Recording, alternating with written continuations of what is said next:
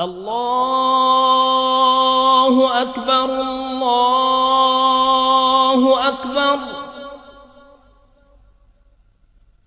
الله أكبر الله أكبر.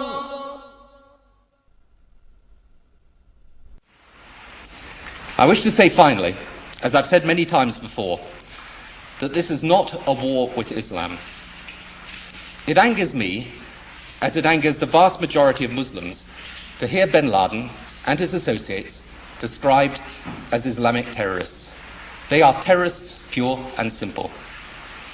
Islam is a peaceful and tolerant religion, and the acts of these people are wholly contrary to the teachings of the Quran.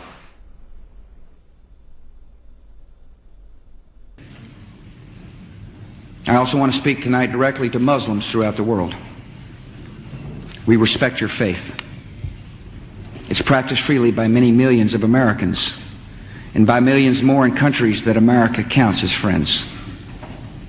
Its teachings are good and peaceful, and those who commit evil in the name of Allah blaspheme the name of Allah. The terrorists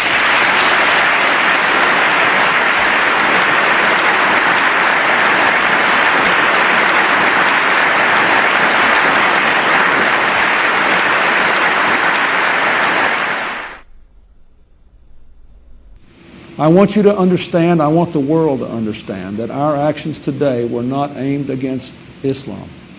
The faith of hundreds of millions of good, peace-loving people all around the world, including the United States. No religion condones the murder of innocent men, women, and children. But our actions were aimed at fanatics and killers who wrap murder in the cloak of righteousness, and in so doing, profane the great religion in whose name they claim to act. My name is Ken Bigley from Liverpool, the Bolton district.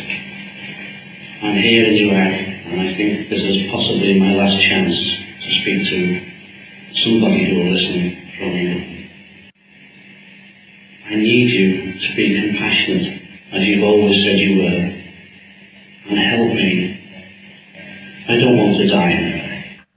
حتى نراك طليقة مرتاحة وسنبقى نذبح الكفرة حتى نراك عدت إلى أمك وأبيك أو زوجك وبنيك والله أكبر والعزة لله. الله أكبر.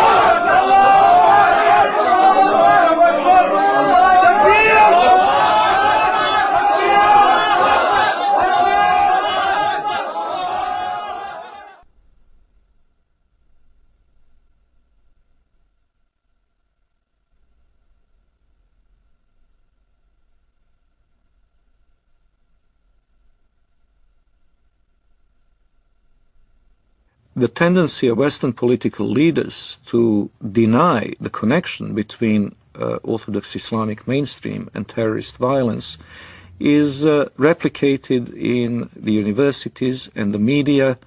Wherever you look, both in Western Europe and in North America, the members of the elite class have this tendency to proclaim Islam, some mysterious, authentic Islam, to be peaceful and to be tolerant, and those Muslims prone to violence are proclaimed to be non-representative fringe. Well, I would really appreciate if people who make such claims could then explain the continuity of violence from the earliest day of Islam, from the earliest days of the Prophet and his immediate successors throughout the 13 centuries of recorded history. The real burning question in the world today is, does Islam and Islamic civilization actually sanction the violence that we're seeing being perpetrated in its name around the world? And to that we have to answer, if we're going to be honest about it, an unqualified yes. The Islamic sources, the Islamic texts, starting with the Quran, but not limited to the Quran, the Islamic texts including the Hadith, Islamic tradition, Islamic theology, Islamic law, the traditions of the interpretation of the Quran throughout history, and Islamic history itself all bear witness to the fact that Islam has a developed doctrine, theology, and law that mandates violence against unbelievers. The origins are, of course, in the Muslim desire to impose all over the world the only religion, the only just religion, which is Islam, and the suppression of all other religions in order to establish the rule of Allah over the whole earth. This is a religious duty which binds the whole community, and which the Muslim community is obliged to impose, because they are obliged to obey the order of Allah, and this is the desire of Allah as expressed in the Quranic revelation. I believe that those terrorists that want to do harm to others are applying the true Islam that was practiced by Muhammad and his followers in the early stage of Islam.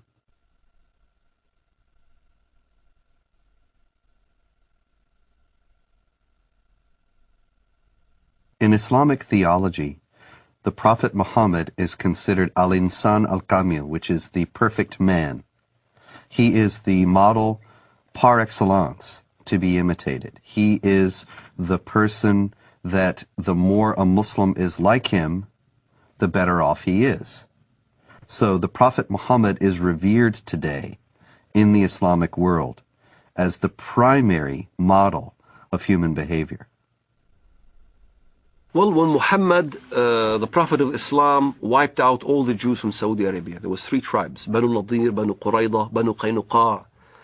We were proudly studying this in school as Muhammad, the Prophet of Islam, ordered the beheading of the Jews of Banu Qurayda and the women being taken as concubines. As soon as a child had pubic hair, he was beheaded. So the Jewish population was either extradited or beheaded. The story of Rabbi Qanina is a well-known documented story in Islam. Rabbi Qanina was tortured by the order of the Prophet of Islam himself.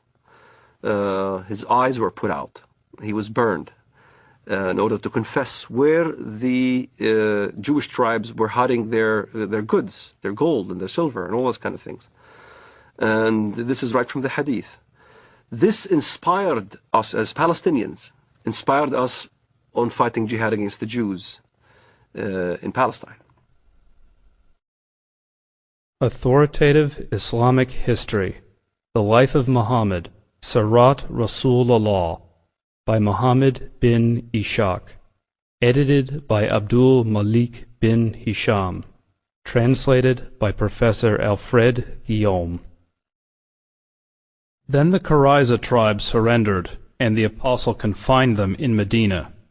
Then the apostle went out to the market of Medina and dug trenches in it. Then he sent for them and struck off their heads in those trenches as they were brought out to him in batches. There were 600 or 700 in all, though some put the figure as high as 800 or 900. Another example, maybe even more chilling, of the deleterious influence that Muhammad's example has upon the Islamic world was exemplified recently by an Egyptian leader of a radical Muslim party who wrote just recently that he couldn't believe that the beheadings in Iraq were being protested by Muslims. Weren't they aware that the Prophet Muhammad himself beheaded between 600 and 900 men personally, members of the Jewish Qurayza tribe in Arabia, after he had defeated them? Didn't they realize that if the Prophet did it, then this was the proper way to behave? And so the mujahideen in Iraq, who are beheading people, are simply obeying the example of the Prophet.